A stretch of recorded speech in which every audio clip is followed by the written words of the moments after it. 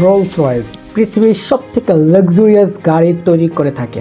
দুনিয়ার সব বড় লোকরা রোলস রয়েস নেওয়ার স্বপ্ন দেখে, কিন্তু চমক দেওয়ার বিষয় হলো এই লাক্সারিয়াস রোলস রয়েসের শুরু এমন একটা ছেলে করেছিল যার পুরো ছোটোবেলাটাই খুব দরিদ্রতার সাথে কেটেছিল।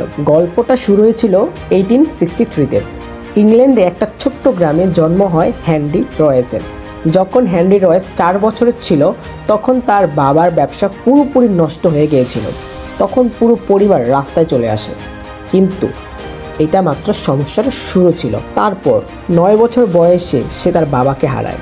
এই জন্য তার মাকে বাসায় বাসায় গিয়ে কাজ করতে হতো, আর রয়েস বাসায় বাসায় গিয়ে নিউজ পেপার ডেলিভারি করত।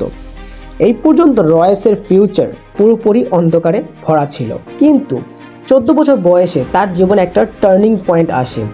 তার এক আন্টি হেনরির মধ্যে সম্ভাবনা দেখতে পেয়েছিল। সে দ্য গ্রেট নর্থার্ন রেলওয়ে কোম্পানিতে গেল।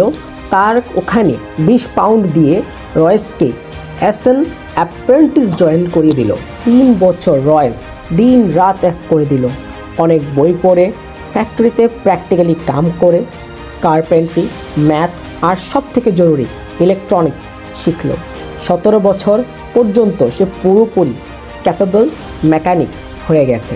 21 বছর বয়সে আসা পর্যন্ত ম্যাক্সিম ওয়েস্টার্ন কোম্পানিতে অ্যাজ অ্যান ইঞ্জিনিয়ার হিসেবে কাজ করছিল।